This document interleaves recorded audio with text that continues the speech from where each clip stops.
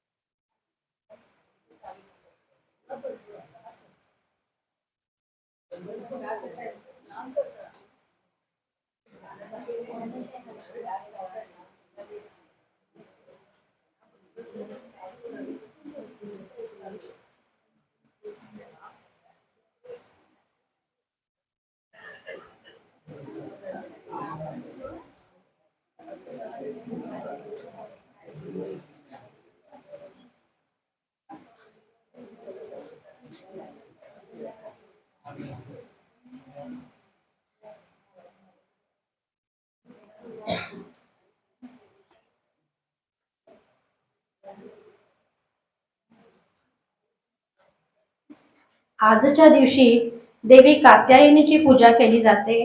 तिचा एक श्लोक मी सादर करते.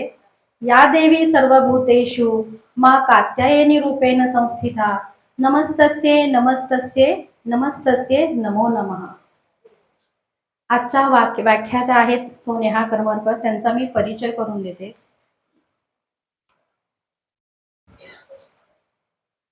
नेहाचं शिक्षण BCom झालंय. तसेच पुणे युनिव्हर्सिटीमधून मास्टर इन सोशल वर्क हा कोर्स तिने पूर्ण केला आहे. भारतीय समाज सेवा केंद्र, डेरवण हॉस्पिटल, समाज सेवा विभाग तसेच केंद्र शासनाच्या दारिद्र्य निर्मूलन विभागाची प्रोजेक्ट ऑफिसर म्हणून चिपळूण व खेड नगर परिषद येथे ती कार्यरत आहे. विविध समाजसेवी संस्थांमधून नोकरीही केली आहे. तर वाचनाचा छंदही ती जोपासते. आज ती साहित्य म्हणजेच लेखन या विषयावर बोलणार आहे. साहित्य लेखन म्हणजे कादंबऱ्या, कविता, नाटके आणि इतर कलात्मक प्रकारांमध्ये कल्पना आणि भावना व्यक्त करण्यासाठी शब्दांचा वापर करून लिखित स्वरूपात कृती करणे होय. या लेखनातून लेखक आपल्या भावना, विचार आणि अनुभवांना शब्दांच्या माध्यमातून मांडतो. तर अशाच काही महिला साहित्यकांचाही आज आपण इथे माहिती घेणार आहोत. तर पुढील माहिती घेऊया सौ नेहाकडून.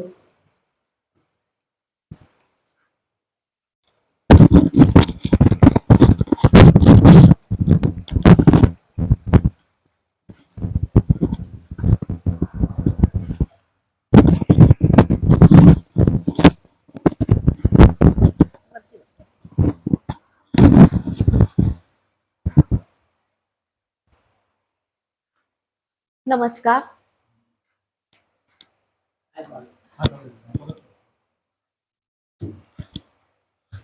नमस्कार. सर्वमंगल मांगल्ये शिवे सर्वार्थ साधिके शरण्ये त्र्यंबके गौरी नारायणी नमोस्तुते. नमस्कार. आज आपल्या व्याख्यानमालेचा 6वा दिवस. या वर्षीच्या व्याख्यानमालेचा जो आपला विषय आहे की विविध प्रकारच्या कला, त्यांच्यामधील स्थित्यंतर आणि त्या विविध कलांमध्ये विविध स्त्रियांनी दिलेलं योगदान. या सर्व कला जिच्या अधिष्ठित आहेत, या सर्व कलांची जी स्वामिनी आहे त्या शारदे देवीचं आपण स्तवन करूया. नमस्ते शारदे देवी वीणा पुस्तकधारिणी विद्यारंभम करिष्यामि प्रसन्ना भव सर्वदा.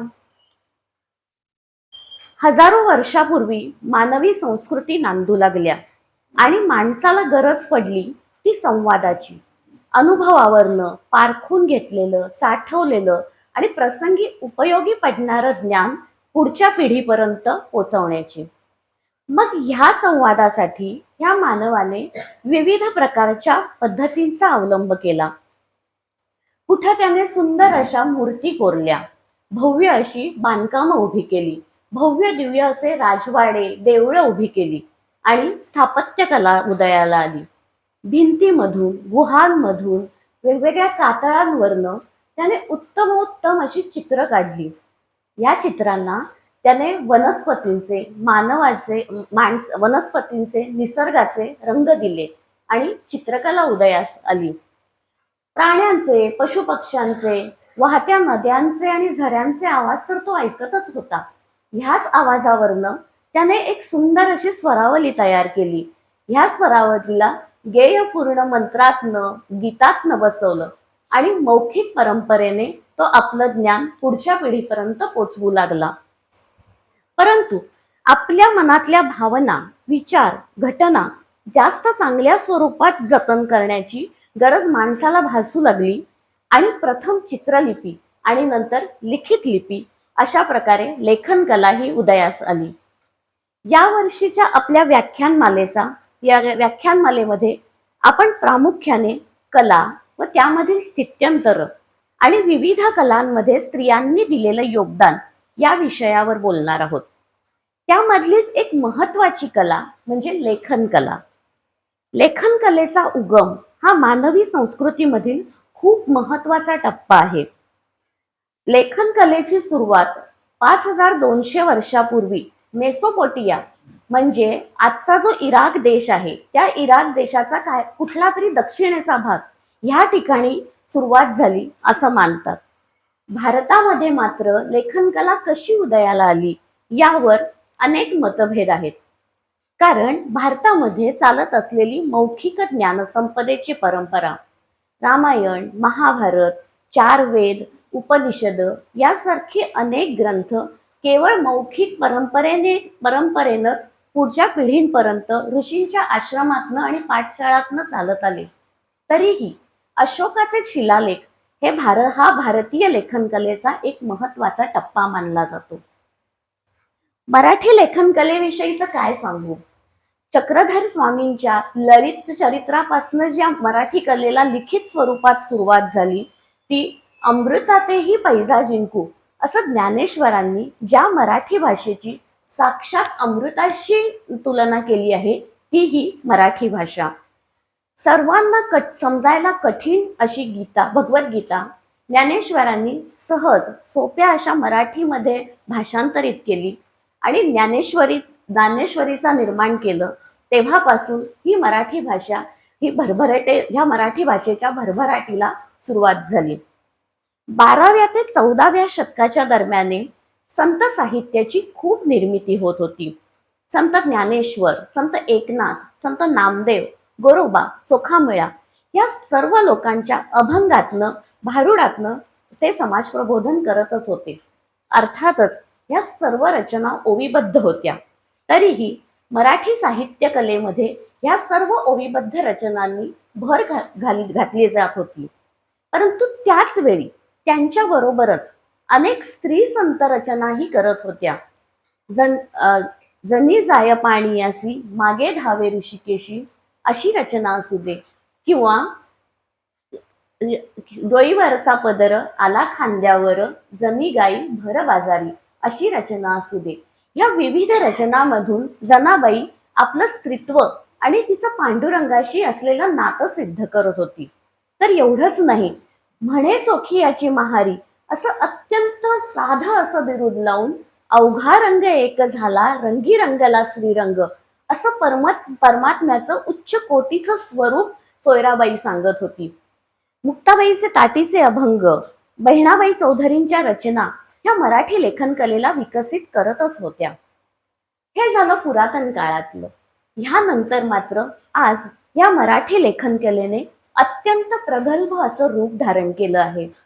कितीतरी लेखक लेखिकांनी आपल्या समृद्ध, आशयगर्भ आणि विविध विषयावरील विपुल लेखनांनी या मराठीमध्ये आपलं योगदान दिलेलं आहे. आणि ह्या सगळ्यामध्ये सर्वात मोठा वाटा आहे तो स्त्री लेखिकांचा. स्वातंत्र्यपूर्व काळापासनं विभावरीबाई शिरूरकर, लक्ष्मीबाई टिळक, गोदावरीबाई परुळकर यासारख्या अनेक लेखिकांनी या मराठी लेखन कलेमध्ये आपल्या निर्मितींची भर घालतच होत्या. प्रथमपासूनच महाराष्ट्रामध्ये असलेला स्त्री स्वातंत्र्याचा आणि स्त्री शिक्षणाचा प्रभाव या महिलांच्या लेखनामधून सतत दिसतच होता. अशा ह्या लेखिकेंमधनं मी मला आवडणाऱ्या 5 लेखिकांवर आज बोलणार आहे. आपल्या संस्कृतीमध्ये पंचकन्यांना खूप महत्व आहे. मला तर वाटतं साहित्याच्या प्रांगणातल्या ह्या 5 पंचकन्याच आहेत. काळ साधारण 1936 ते 1938चा. गुजरातचं महाकठीण असं महाभयंकर वाळवंट. ही रेती अशी तप्त की बुटामधनं जर आत गेली ना तर पायाची सगळी कातडीच्या कातडी सोलवून निघेल. ह्या कुठे पाण्याचा ठिपका नाही तर कुठे हिरवा रंग नाही. आणि ह्या अशा महाभयान वाळवंटातनं एक समूह चालला होता. त्या समूहाच्या अग्रणी होती एक स्त्री. उंच, देखणी, गोरी पान अशी ती स्त्री होती. आजूबाजूला एवढी हलाखीची परिस्थिती असून सुद्धा या स्त्रीच्या मनात मात्र त्याविषयी थोडीही तक्रार नव्हती. उलट ती स्त्री म्हणत होती, किती आभार मानू मी ह्या वाळूचे. ह्या वाळूचे आभार तरी मी किती मानू. हिच्याच पांघरुणाखाली तर मागील 10-15 हजार वर्षापूर्वीची मानवी संस्कृती जतन केली गेली आहे. इतर जनांना तप्त वाटणारी ही वाळू, ह्या वाळूचं ह्या स्त्रीला एवढं कौतुक तरी का होतं? ते होतं कारण मानववंशशास्त्राचे सर्व पुरावे देणारे 10-15 हजार वर्षापूर्वीचे मानवी सांगाडे ह्या वाळूच्या खाली दबले गेले होते. कोण होती ती स्त्री? ती स्त्री होती डॉक्टर इरावतीबाई कर्वे. भारतीय पहिल्या मानववंशशास्त्रज्ञ स्त्री आणि त्याचबरोबर ह्याच विषयावर विपुल लेखन करणाऱ्या स्त्री लेखिका. आता आपण इरावतीबाईंचं चरित्र बघूया. इरावतीबाईंचा जन्म हा 15 डिसेंबर 1905 मधला. त्यांचा जन्म हा म्यानमारमध्ये म्हणजे ब्रह्मदेशामध्ये झाला.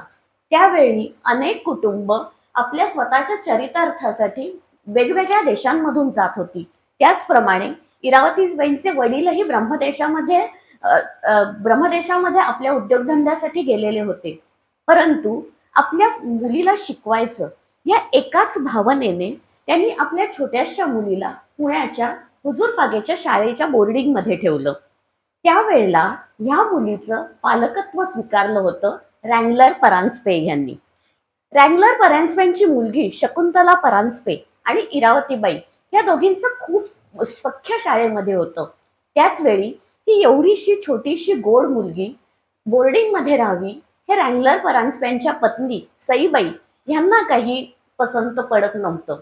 त्यामुळे त्यांनी इरावतीबाईंच्या वडिलांशी विचारविनिमय करून इरावतीबाईंना आपल्या घरी म्हणजे रँगलर परांजपेंच्या घरी पुढच्या शिक्षणासाठी ठेवून घेतलं. रँगलर परांजपेंच्या अत्यंत कडक शिस्तीमध्ये आणि अभ्यासूपूर्ण वातावरणामध्ये इरावतीबाई लहानपणापासून वाढल्या. रँगलर परांजपे यांच्या घरात असलेलं अभ्यासपूर्ण वातावरण, तिथला उदार मतवादपणा या सर्वाचा इरावतीबाईंच्या मनावर खूप परिणाम व्हायला लागला. आणि त्यांनी त्यांचं शाळेचं शिक्षण पुरं केलं. त्यानंतर त्यांनी मानववंशशास्त्र यासारख्या अतिशय कठीण अशा वेगळ्या अशा अनवट शाखेमधल्या शास्त्राला कॉलेजमध्ये प्रवेश घेतला. सावित्रीबाई फुले, आनंदीबाई जोशी, रमाबाई रानडे यासारख्या स्त्रियांनी अथक प्रयत्न करून स्त्री शिक्षणाची वाट तर मोकळी करून दिलीच होती. तरीही सन 1926 मध्ये मानववंशशास्त्रासारख्या एका वेगळ्या शाखेमध्ये एका तरुण स्त्रीनं प्रवेश घेणं ही गोष्ट त्यावेळच्या समाजाला पचवायला थोडीशी कठीणच गेली. परंतु मुळात समाजशास्त्र, मानववंशशास्त्र या शाखाच मुळे अभ्यासाच्या नवीन आणि पुरुषप्रधान होत्या. तरीही इरावतीबाईंनी या शाखेमध्ये प्रवेश घेतला आणि त्यांच्या संशोधनासाठी पहिलाच विषय त्यांनी निवडला तो म्हणजे the Chitpavan Brahmin a socio economic study. Kokanastha Chitpavan Brahmin हा समाज पूर्ण महाराष्ट्राच्या कोकण सारख्या एका छोट्या किनारपट्टीवर राहणारा, यांच्या यांच्या रंगाचा वर्ण वेगळा, यांच्या डोळ्याचे रंगद्रव्य वेगळी, यांची भाषा थोडीशी वेगळी, आणि अत्यंत बुद्धिमान असा हा समाज. स्वतः इरावतीबाई कर्वे ही ह्याच समाजाच्या.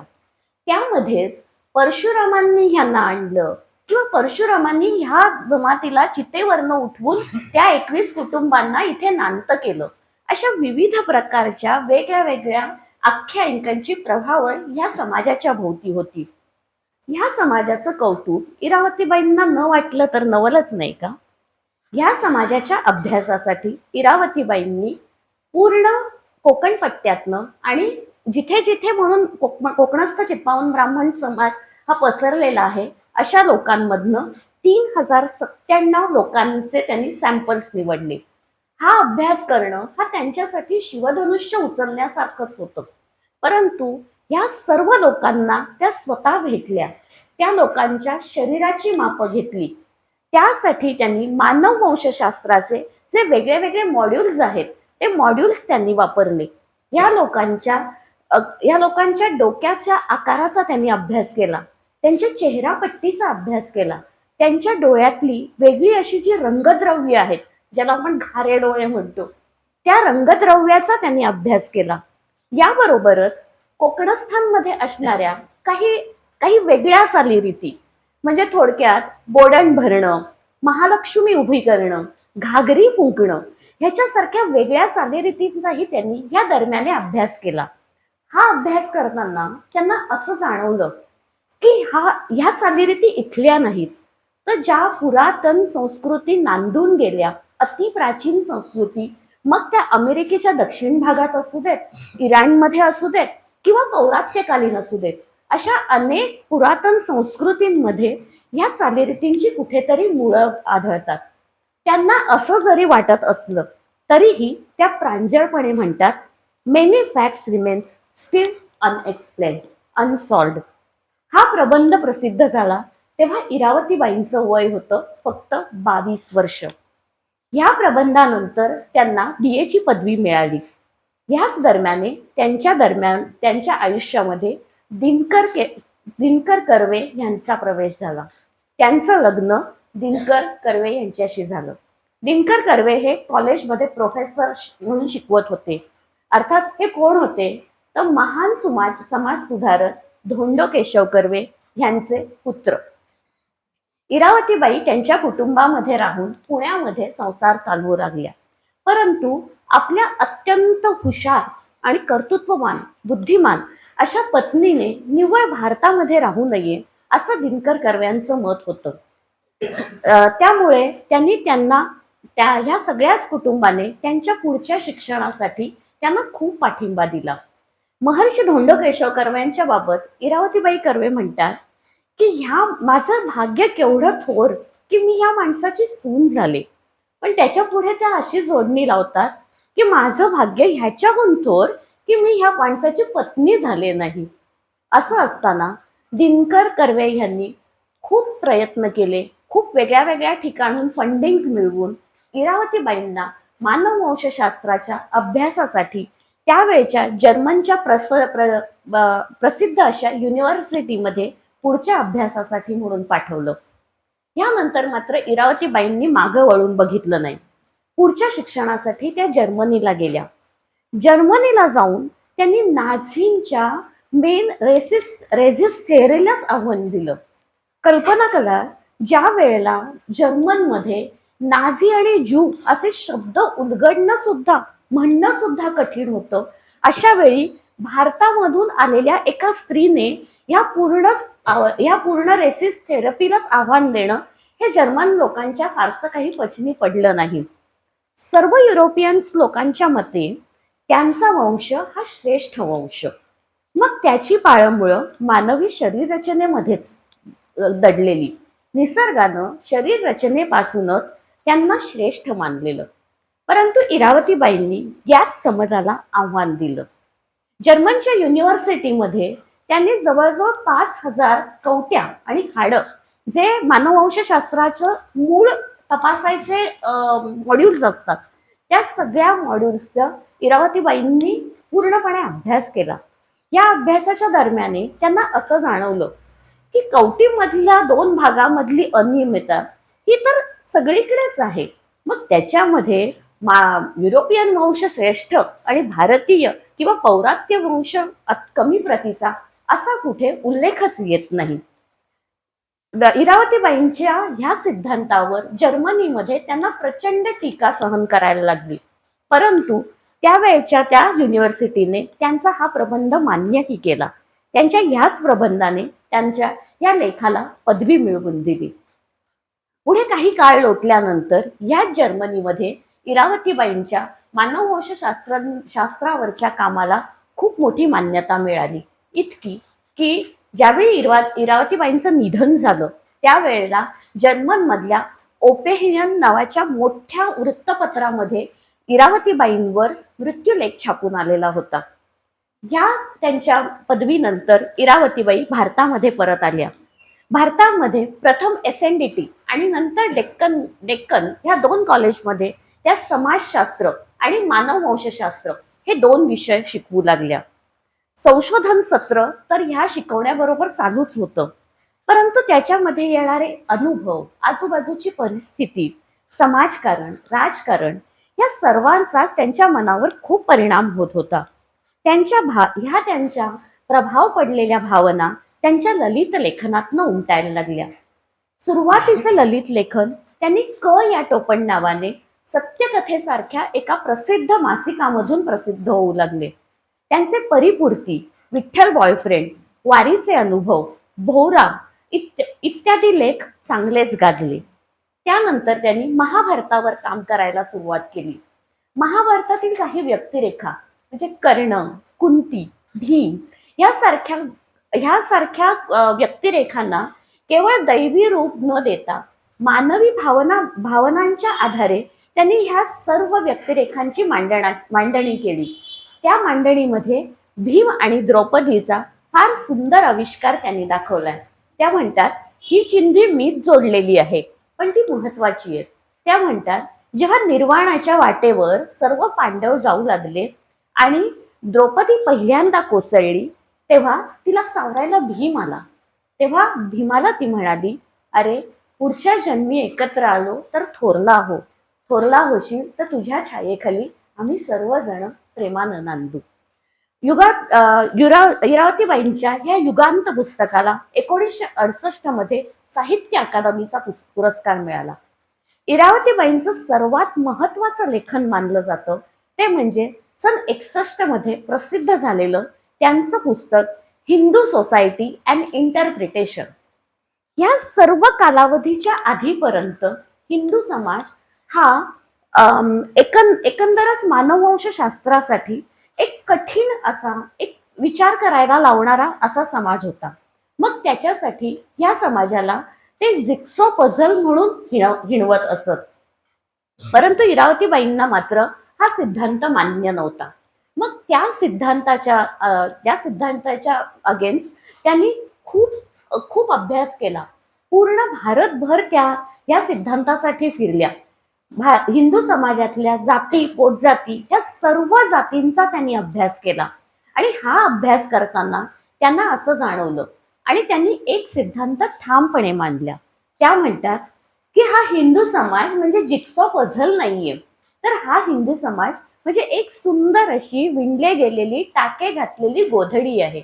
गोधडीमध्ये नाही का एखादा लाल रंगाचा तुकडा कुठून येतो, मग तो एखाद्या साडीतला असेल नाहीतर एखाद्या वस्त्रातला असेल, तो कुठून आला हे आपल्याला माहिती नाही.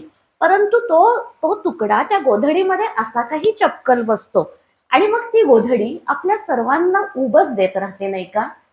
असंच काम अशीच रचना ही या हिंदू समाजाची आहे. अनेक जाती पोटजाती कुठून आल्या आपल्याला माहिती नाही, त्यांचा उगमही आपल्याला माहिती नाही. परंतु या सगळ्या जाती पोटजाती ह्या हिंदू समाजामध्ये अशा काही चपकल बसले आहे आणि अशा काही एकत्रितरित्या तो समाज चाललेला आहे की ह्या समाजामुळे सर्व मानवजातीला उबच मिळत आहे. इरावतीबाईंचा हा सिद्धांत मात्र सर्व दूर मान्य केला गेला. इरावतीबाईंनी भारतीय मानववंशशास्त्राला जगामध्ये मान्यता मिळवून दिली. विठ्ठलालाच आपल्या बॉयफ्रेंड मानणाऱ्या, सर्व जनसमुदायाबरोबर वारीला जाणाऱ्या आणि अगं आपल्या आनंदची ही आई नाही का असं ऐकल्यावर स्वतःला परिपूर्ण मानणाऱ्या अशा इरावतीबाई, त्यांची उंची ही सामान्य मराठी बाईची नसेल अशी 5.5 फूट उंच त्या होत्या. त्यामुळे त्यांच्या सासूबाई म्हणजे धोंडोकेशव कर्वांच्या पत्नी बायो कर्वे त्यांना थट्टेमध्ये म्हणत असत, काय दीपमा ही उंच आहे. पण खरोखरच इरावतीबाई म्हणजे भारतीय मानववंशशास्त्राला आपल्या कामाच्या प्रकाशानं उजळवून टाकणारी ही दीपमाळच नाही का. ह्याच मानववंशशास्त्रामध्ये स्वतःचे महत्वपूर्ण योगदान देणारी दुसरी लेखिका म्हणजे डॉक्टर दुर्गाबाई भागवत. खरं तर दुर्गाबाई भागवत आणि इरावती कर्वे या समकालीन लेखिकाच. मात्र दुर्गाबाईंचं सगळं आयुष्यच मोठ्या अघटित अशा घटनांनी घडलेलं. दुर्गाबाईंचा जन्म 10 फेब्रुवारी 1910 मधला. अत्यंत बुद्धिमान असा वारसा त्यांना परंपरेनंच लाभलेला. दुर्गाबाईंची मोठी बहीण डॉक्टर कमलाबाई सोहनी या भारतीय शास्त्रज्ञ, ह्या पहिल्या महिला भारतीय शास्त्रज्ञ. आपण सर्व दूर जे वनस्पतीचं तूप वापरतो ना, त्या तुपाचं शोधक म्हणजे दुर्गाबाईंचे वडील. हे सर्वच घराणं अत्यंत बुद्धिमान व परखड मतांचं. आपली मतं शास्त्र कसोटीवर तोलल्याशिवाय सांगणार नाही आणि जर ती सत्य असेल तर कोणाच्याही दबावाखाली येऊन मान्य करणार नाही, चुकीचं तर अजिबात मान्य करणार नाही, असाच यांचा बाणा. दुर्गाबाईंचं व्यक्तिमत्व अत्यंत तेजस्वी होतं. BA साठी शंकराचार्यांच्या ब्रह्मसूत्र भाष्यावर त्यांनी अभ्यास केला, तर MA च्या पदवीसाठी बौद्ध धर्माचा त्यांनी अभ्यास केला. यापुढे PhD करण्यासाठी synthesis of Hindu and tribal culture of central provinces of India म्हणजे भारतभर पसरलेला जो आदिवासी समाज आहे, ह्या आदिवासी समाजाचा पूर्ण भारतावर होणारा परिणाम असा विषय त्यांनी आपल्या PhD साठी अभ्यासाला घेतला. ह्या विषयाच्या अभ्यासासाठी सन 1936 ते 1938 ही 3 वर्ष मध्य प्रदेशातील अतिदुर्गम अशा आदिवासी भागांमध्ये गौंड आदिवासी लोकांमध्ये त्या जाऊन राहिल्या. या गौंड आदिवासी स्त्रियांचं दुर्गाबाईंवर विशेष प्रेम होतं. त्यांचे त्या स्त्रियांशी अतिशय सुंदर असे संबंध होते. त्या स्त्रिया त्यांना दुर्गाबाईंचं लग्न झालेलं नाही ही कल्पनाच मुळे त्या स्त्रियांना मान्य होत नव्हती.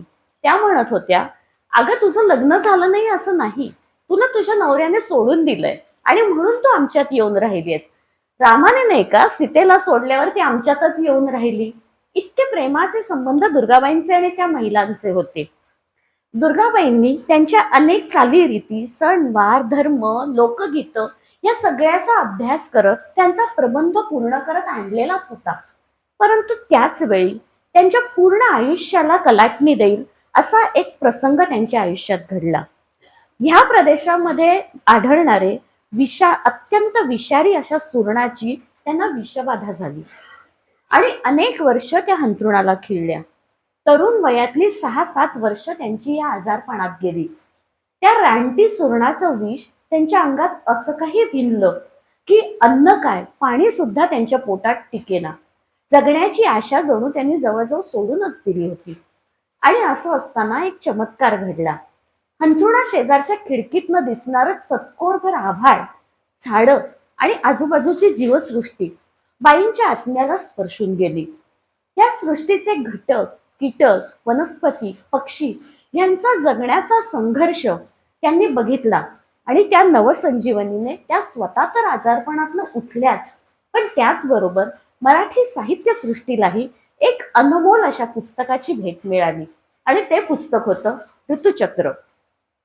दुर्गाबाईंनी लिहिलेलं ऋतुचक्र म्हणजे मानव आणि निसर्ग या सृष्टी यांचा त्यांनी घेतलेला एका वर्षभरातला मागोवाच. ऋतुचक्र वाचताना अनेक झाडं, वेली, फुलं, पानं, गवत, शेवाळ, पाऊस पाणी, आभाळातलं रंग, चंद्र, सूर्य, तारका हर तऱ्हेचे नक्षत्र, गंध सुगंध हे सगळेच आपल्या भोवती नटरंगी गोफ विणत आहेत असंच वाटतं. या सर्व प्रसंगामध्ये त्यांनी एका पाकोळीच्या जनन मरणाचा प्रसंग लिहिला आहे. तो प्रसंग सांगते त्यांच्या शब्दात. दिवाळीनंतरची ही हकीकत. आमच्या सज्जात मांसाच्या गोळ्यासारखं काहीतरी वळवळत होतं. बाजूनं मुंग्या पण धरल्या होत्या. मला वाटलं कावळ्यानं काहीतरी घाण आणून टाकली आहे, म्हणून मी केरसुणी घेऊन खाली वाकले. नंतर जे काही दिसलं ना त्याने मी सीमित होऊन पाहतच राहिले. काहीतरी भव्य, करुण, भयंकर, तरीही परमसुंदर असं आकस्मित दिसलं ना की चित्तवृत्ती जसं थरारून उठतात तसं माझं झालं. ती घाण नव्हती, तर ते होतं एका पाकोळीचं धड. तिचं डोकं कोणीतरी तोडून टाकलं होतं. त्या पाकोळीच्या धडाला मुंग्या लागलेल्या होत्या. परंतु मोठं आश्चर्य म्हणजे असं असं शिरविहीत धड असलं तरी त्या धडांमधून अंड्याची लांबच्या लांब पट्टी बाहेर येत होती. सुमारे 200 अंडी त्या धडानं प्रसवलेली होती आणि तरीही तिच्या देहामधनं अंड प्रसवणं चालूच होतं. या जखमी पाकोळीचं ते मृत्यूपथावरचं बाळणपण मी कधीच विसरणार नाही. मेंदू गेला तरी तिचा संज्ञाहीन नारीदेह संज्ञाहीन मात्र झाला नव्हता. डोकं गेलं तरी प्रजननाची घटका विफल होऊ नये म्हणून तिने शेवटच्या क्षणी केवढी धडपड केली असेल ना. शेवटचं अंड त्या पाकोळीच्या धडातनं बाहेर पडलं आणि तिचं ते फुगीर प्रजननासाठी तयार झालेलं शरीर एकदम निस्तेज झालं. ती पाकोळी मेली. तिचं शरीर निस्तेज झालं, निष्प्राण झालं. हा इतका छोटासा प्रसंग जो आपल्याला दिसला असता तरी आपल्या लक्षातही आला नसता, परंतु हे असं भव्य दिव्य नारी देहाचं प्रजननाचं देखावा दुर्गाबाईंनी आपल्या समोर किती सुंदर शब्दात मांडलाय ना.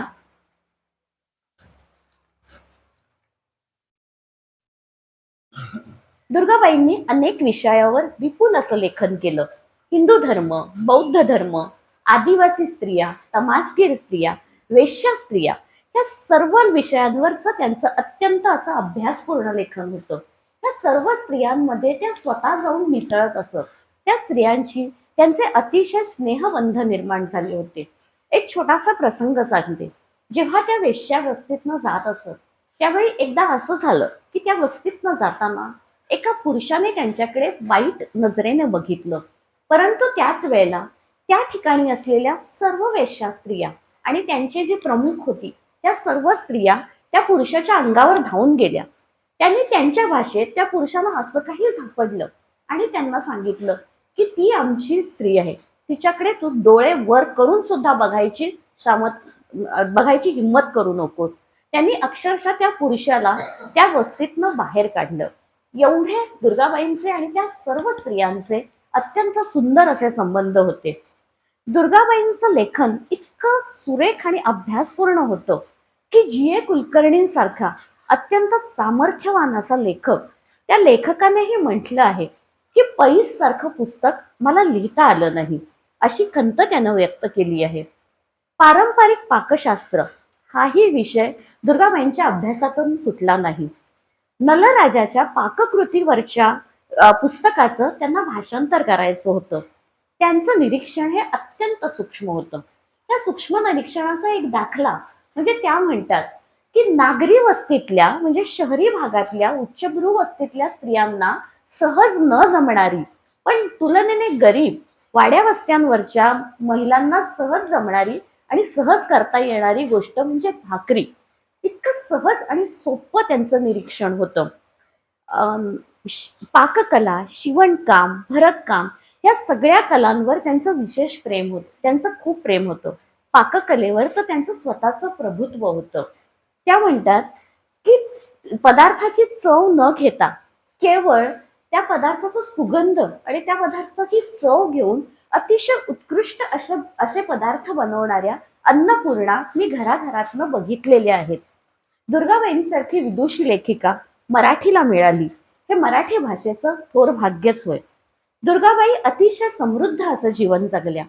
दुर्गाबाई त्यांना आणीबाणीच्या काळामध्ये त्यांनी साहित्यकांविषयी आणि एकंदरच राजकारणाविषयी काही ठोस भूमिका घेतल्या.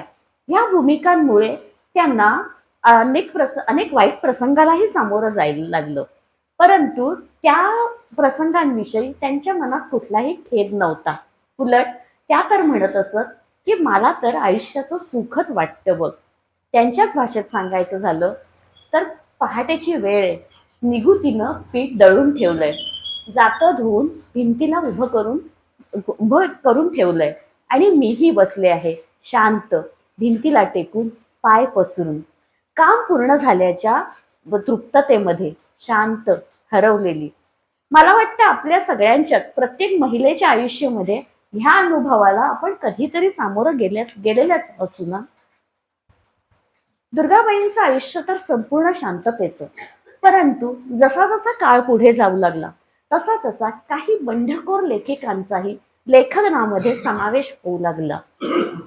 यामध्ये एक लेखिका अशी आहे की तिची फार पुस्तकं तर प्रसिद्ध झाली नाहीत, परंतु तिच्या भाषेचा लहेजा असा की वाचणारा त्या भाषेच्या प्रेमातच पडेल.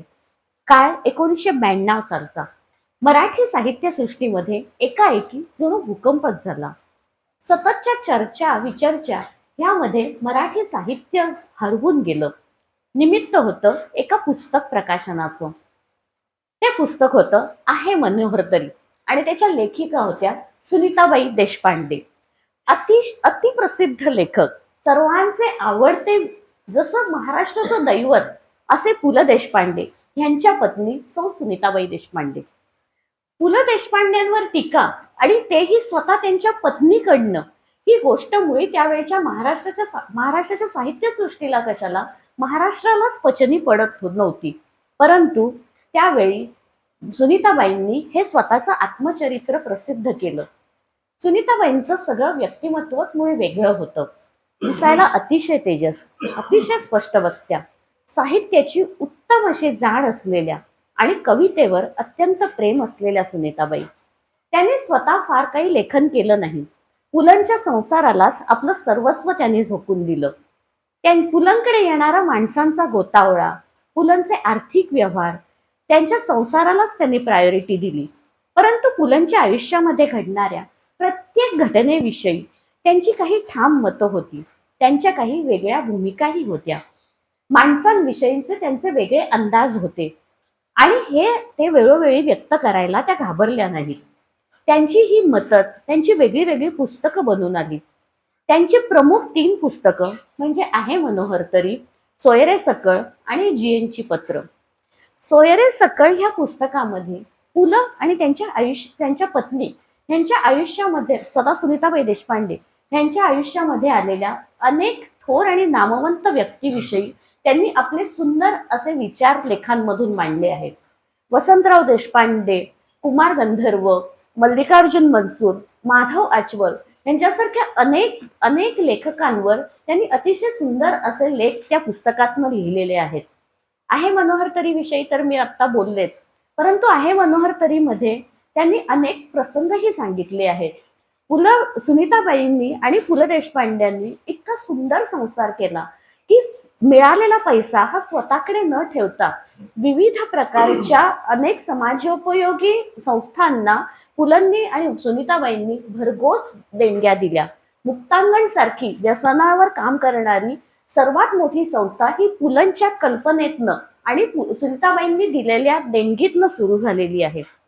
सुनीताबाईंची फार पुस्तकं तर प्रसिद्ध झाली नाहीत, परंतु त्यांचा जी.एन. कुलकर्णी यांच्याशी झालेला पत्रव्यवहार हे पुस्तक प्रसिद्ध झालं. जी.एन. सारख्या अत्यंत तरल लिहिणाऱ्या, अत्यंत मनस्वी अशा लेखकांची सुनीताबाईंचा जवळजवळ वर्षभर पत्रव्यवहार होता. लेखण्याची समृद्धता म्हणजे काय असते हे ते पुस्तक वाचताना जाणवते.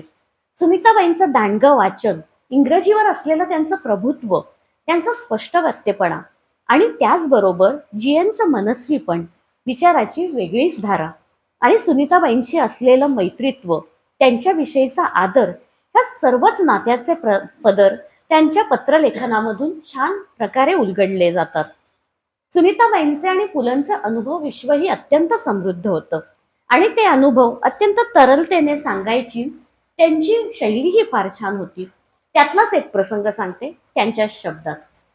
बाबासाहेब पुरंदरे यांनी लिहून दिलेला राजमाता जिजाबाई हा कार्यक्रम आम्ही रंगभूमीवर करत होतो.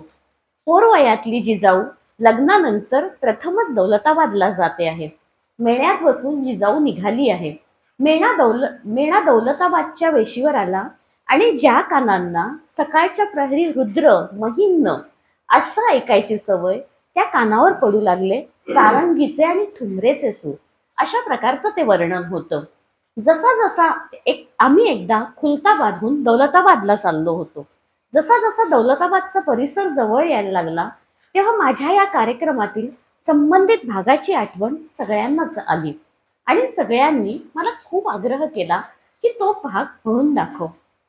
आणि मीही आणि त्या माझ्या हा जेव्हा कार्यक्रम आम्ही करत असू त्या माझ्या कार्यक्रमाच्या शेवटी आम्ही निर्मला अरुणच्या एका ठुमरीच्या तानेचं रेकॉर्ड वाजवत असू. वातावरण निर्मितीच्या दृष्टीने आम्ही ते संगीत निवडलं होतं.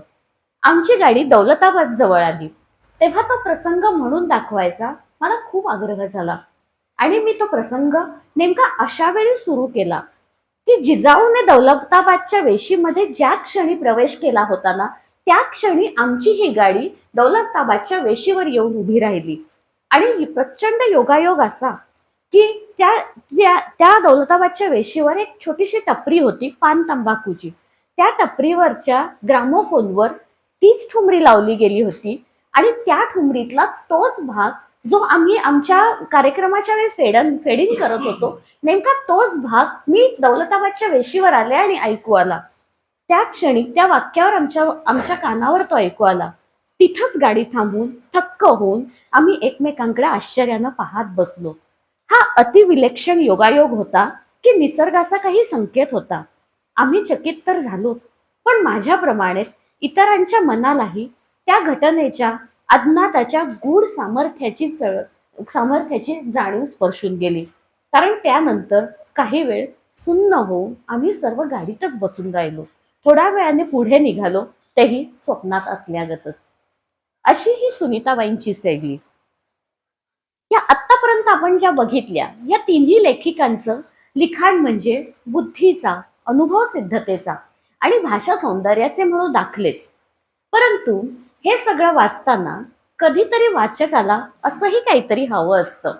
हसत खेळत रोजच्या जगण्यातलं अगदी घरातलं वाटावं असं लिखाण हवं असतं आणि ती गरज पुरी करतात मंगलाबाई गोडबोले. मंगलाबाई गोडबोलेंविषयी वंदना बोकील म्हणतात, आपल्या रोजच्या जीवनामध्ये आपली सध्याची भेसळयुक्त भाषा, आपली सध्याची माध्यमग्रस्तता, सध्याची शिक्षण अव्यवस्था आणि एकंदरीतच आपली सध्याची डगमगती जीवन व्यवस्था, थोडक्यात तुमच्या आमच्या सध्याच्या जगण्यावर तिरकस पण हसरा कटाक्ष, विचारगर्भ पण मिस्किल भाष्य आणि खेळकर शैलीतली मार्मिक निरीक्षणं म्हणजे मंगलाबाई गोडबोले यांचं विनोदी लेखन. स्त्रियांना विनोदबुद्धी जरा कमीच असा जो सणसणीत प्रवाद असतो त्या सणसणीत प्रवादावर उत्तर म्हणजे मंगलाबाईंचं लेखन. आपल्या आयुष्यातल्या छोट्या छोट्या गोष्टींवर भाष्य करणारं सुरसुरीत असं लेखन. मंगलाबाईंचं लेखन 1983च्या दरम्यान त्यावेळी प्रसिद्ध, आपल्याला सगळ्यांना आठवत असेल की त्यावेळेला आपल्या घरामधनं खूप वेगळ्या वेगळ्या प्रकारची मासिकं येत होती.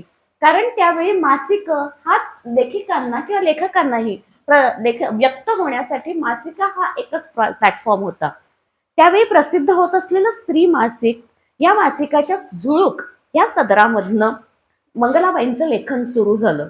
तेव्हाच्या स्त्री मासिकाच्या संपादिका आणि सामाजिक कार्यकर्ता डॉक्टर विद्याबाई बाळ यांनी त्यांच्यामधला हा गुण ओळखला आणि त्यांना लिहितं गेलं. मंगला गोडबोले यांनी आयुष्यातल्या छोट्या छोट्या गोष्टीवर लिहिलं. जिथल्या वस्तू तिथं, दुधाचा समर प्रसंग यासारख्या स्त्री केंद्री छोट्या छोट्या प्रसंगातनं त्या उत्तम प्रहसन फुलवत असत.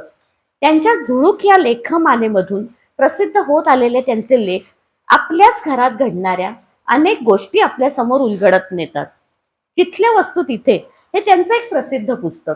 पुस्तकाच्या अगदी मुखपृष्ठावरच पसरलेल्या एका घराचं चित्र दिसतं आणि त्या पुस्तकाची नायिका ती बिचारी हातात एक पुस्तक घेऊन उभी आहे आणि म्हणते, आमच्या घरात ना सगळ्या वस्तू जिथल्या तिथे.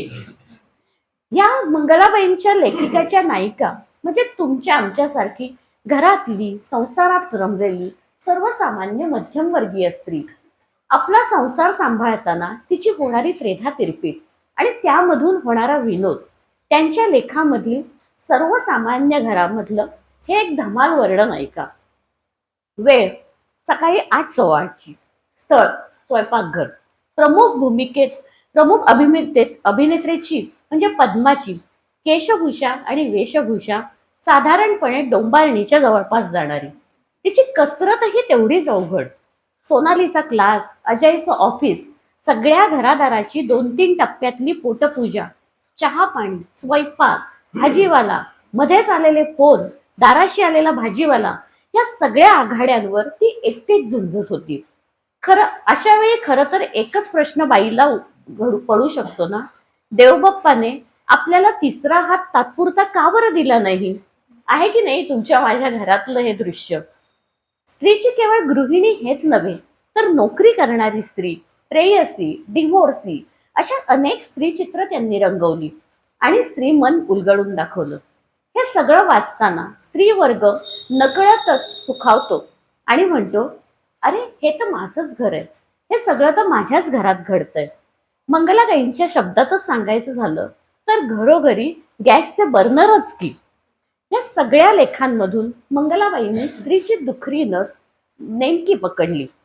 मंगलाबाईंनी मराठी साहित्याला एक नवीन फ्रेज बहार केली, ती म्हणजे सुपर वुमनायटिस. त्या म्हणतात, बाजारातनं जिन्नस आणायचा आहे, मी आणते. आणल्यावर पदार्थ रांधायचेत, मी रांधते. वाढायचेत, वाटायचेत, संपवायचेत, टाकून द्यायचेत, मी करते. डबे भांडी मोकळी करायचेत, मी करते. घासायचेत, आवरायचेत, सगळं सगळं मी करते. एवढंच काय, घर दार, पोरं बाळ, त्यांच्या शाळा, अभ्यास, आहार, आरोग्य, पाहुणे रावणे, नोकरी, पोस्ट बँक, विमा, एवढंच काय करता करता अख्ख्या संस्कृतीलाही मीच सांभाळते की. हीच तर आहे आजची सुपर वुमन. आहे की नाही साक्षात अष्टभुजा दुर्गा. मंगला गोडबोले ह्या माझ्या अत्यंत आवडत्या लेखिका. त्यांनी आपल्याला घराघरातलं चित्र रेखाटून दाखवलं. पण आता मी सांगणार आहे ती अशी लेखिका जिने आपल्या प्रवास वर्णनातून मराठी वाचकाला पूर्ण जग फिरवून आणलं, आणि त्या म्हणजे डॉक्टर मीना प्रभू. मीना प्रभूंचं सगळ्यांनी वाचलं असेल. आता गेल्या 4-5 महिन्यापूर्वीच डॉक्टर मीना प्रभूंचं निधन झालं.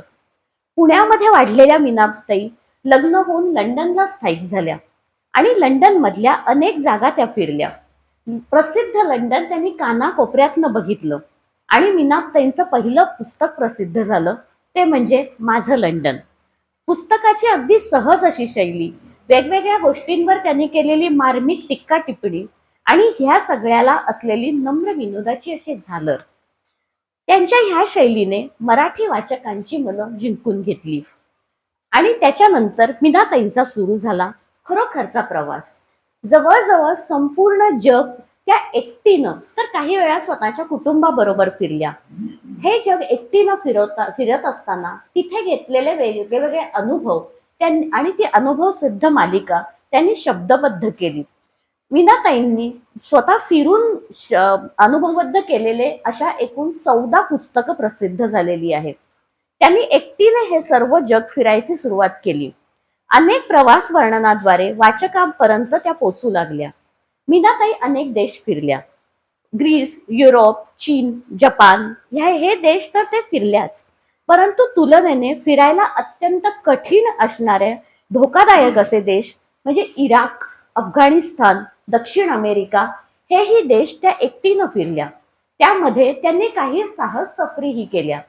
हा त्यांचा सर्व प्रवास हा अत्यंत नियोजनबद्ध असे.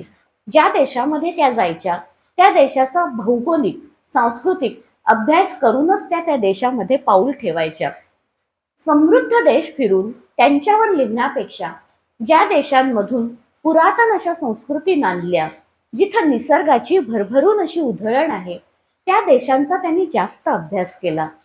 दक्षिण अमेरिकेतील इंका संस्कृती, माइन कल्चर, ग्रीकांची पुरातन अशी सुंदर देवळं, अँफिथेटर्स, अरब देशातले पिरॅमिड्स आणि युरोपियन्सची चर्चेस, या सगळ्याचं ते अत्यंत उत्तम असं वर्णन करतात. वाचताना आपल्याला असं वाटतं की आपण त्यांच्या बरोबर हे सगळं बघत फिरतो आहोत आणि त्या सगळ्याचा अनुभव घेत आहोत. ह्या प्रवासाच्या दरम्यान त्यांना अनेक अशा संकटांनाही सामोरं जायला लागलं. एअरपोर्टवर होणारी अडवणूक, पैशाची पर्स भर विमानामध्ये चोरीला जाणं. ही त्यांची पैशाची पर्स जेव्हा चोरीला गेली तेव्हा अक्षरशः त्यांच्याकडे एक पैसाही नव्हता. एका वेगळ्या देशामध्ये, तेही अफगाणिस्तान सारख्या देशामध्ये, ह्यापुढे काय करायचं हे एक क्षण त्यांना काही समजेच ना. पण देव त्यांच्या पाठी होता. त्या स्वतः असं म्हणतात की जी कोणी प्रवासिनी देवी असेल ना, ती देवी सतत माझ्या पाठी होती. त्यांच्या योगायोगाने एका माणसाने त्यांना निदान फोन करायला तरी आपला फोन दिला आणि त्या देशातल्या त्यांच्या ज्या होस्ट होत्या त्या ह्यांना त्यांनी फोन लावला. मग त्यांच्या पतीने त्यांना पैसे पाठवले आणि त्यांचा पुढचा प्रवास सुकर झाला. अशा अनेक प्रसंगांना मीनाताई सामोऱ्या गेल्या. एअरपोर्टवर होणारी अडवणूक आणि देशांमधली हडेलहप्पी, ह्या सगळ्या प्रसंगांना तर त्या सतत सामोऱ्या जात होत्या. अल्टिट्यूड सिकनेस नावाचा एक आजार त्यांना होता. म्हणजे आपण जास्त उंचीवर गेलो की दम लागणं, काळं निळं पडणं. परंतु ह्या त्यांच्या रोगावरही, आजारावरही त्या फार जिद्दीनं मात करत असत आणि अतिशय चढायला कठीण अशी मोठी मोठी शिखरं, अग्निज्वालांची मुख किंवा ला पास सारखे डोंगर त्या स्वतः चढून गेल्या. भले त्यांना ह्या त्यांच्या आजारानं त्यावेळी प्रॉब्लेमही निर्माण केला, पण त्या स्वतःच डॉक्टर असल्यामुळे ह्या सगळ्या आजारांवर त्यांनी मात करून या सर्व निसर्ग सौंदर्याचा त्यांनी भरभरून आस्वाद घेतला आणि अनुभव सिद्ध अशा लेखनाने ते सगळं आपल्यापर्यंतही पोचवलं. मीनाताई ज्या ज्या देशामध्ये गेल्या त्या देशांची त्यांचं वेगळंच नातं जोडलं. त्या देशांमध्ये त्या मनापासून रमल्या. त्या देशांची त्यांचं नातं जोडलं गेलं. दक्षिण अमेरिकेमधनं परत फिरताना त्या म्हणतात, ह्या भव्य देशामध्ये मला मिळालेला वेळ कमीच होता. त्यामुळे पाहिलं किती ह्याचं समाधान वाटण्यापेक्षा राहिलं किती ह्याचीच हुरहुर माझ्या मनाला बोचत होती. कुस्कोचा प्लासा, माचू पिचूचा अश्मविलास, रिओचा विशाल असा सागर तीर, सर्व मला परत परत बोलवत होतं. म्हणत होतं, अगं ह्या भूमीत जन्मली नसलीस तरी आमचीच आहेस की ग तू. यावेळी फक्त वास काय तो घेतलास. या देशाची खरी चव बघायला परत ये, लवकर परत ये. या दक्षिण रंगामध्ये रंगायला येशील ना परत? नक्की येईन असं हसून मी जरी उत्तर दिलं ना, तरी डोळ्यात मात्र पाणी भरतच होतं. अशा ह्या 5 लेखिका, शारदेच्या प्रांगणामधील या पंचकन्या, अशा अनेक लेखक आणि लेखिकांनी मराठी भाषेमध्ये आपल्या अनुभवसिद्ध लेखनाने मोठ्या प्रकारावर योगदान दिलेलं आहे. त्यांच्या ह्या योगदानानेच आज मराठी भाषेला अभिजात भाषेचा दर्जाही प्राप्त झालेला आहे. मी आज शारदेच्या चरणाशी अशी विनंती करते की ह्या पुढच्या कालावधीमध्ये सुद्धा अनेक तरुण लेखिका या शारदेच्या प्रांगणामध्ये याव्या. त्यांनी आपल्या अनुभवाने, आपल्या लेखनाने ही मराठी भाषा समृद्ध करावी, हीच त्या शारदेकडे प्रार्थना. या देवी सर्वभूतेषु साहित्य रूपेणी संस्थिता. नमस्तस्ये नमस्तस्ये नमस्तस्ये नमो नमः.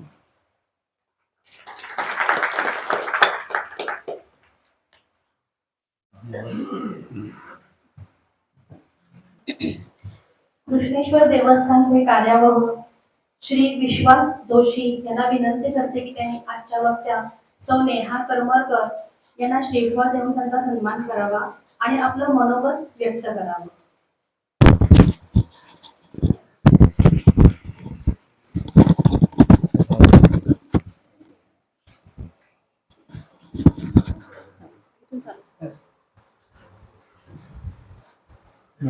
नंतर देतो.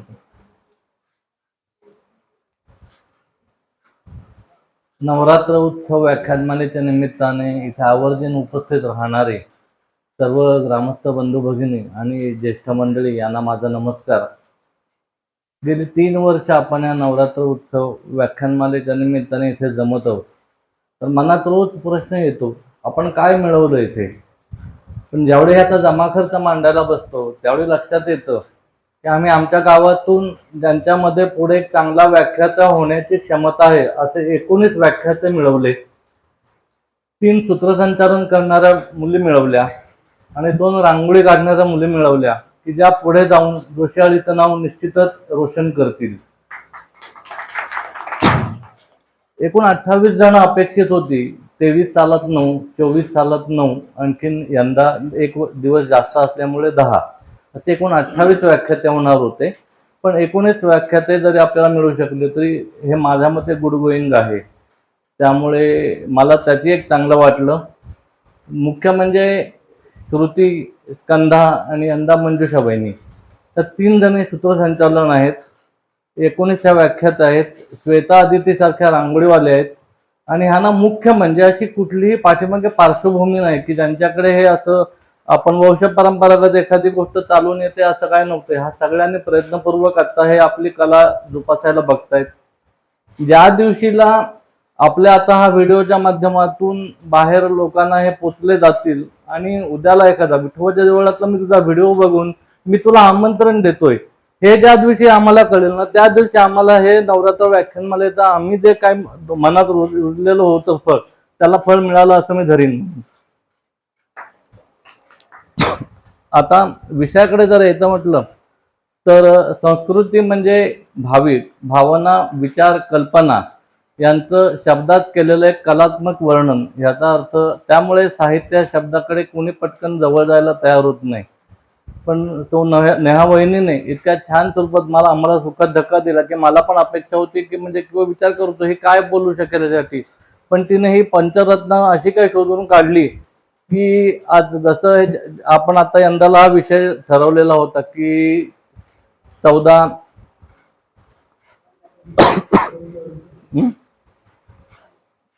आपण 64 कलांच्या संदर्भात बोलणार होतो, पण 65वी कला म्हणजे जाहिरात म्हणून त्याचीच टॅगलाईन मी वापरली, अवघड झाले सोपे हो. नवनीतची ही आहे, अवघड झाले सोपे हो.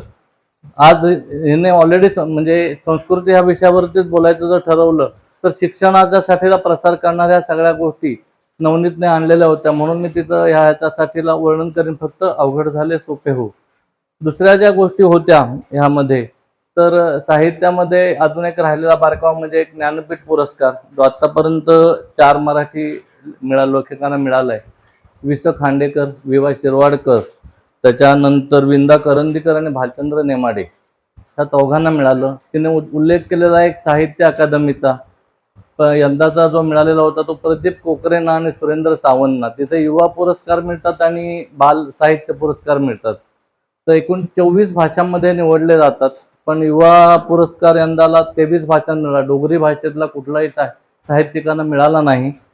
पण बालसाहित्य पुरस्कारात मात्र 24 ते 24 भाषांमध्ये जे त्यांनी भारत सरकारने जे नेमले ह्याच्यात मिळाला त्या सुरेंद्र सावंत म्हणून एक व्यक्ती बहुतेक त्यांना हा मिळाला यंदाचा 25वा वाढदिवस.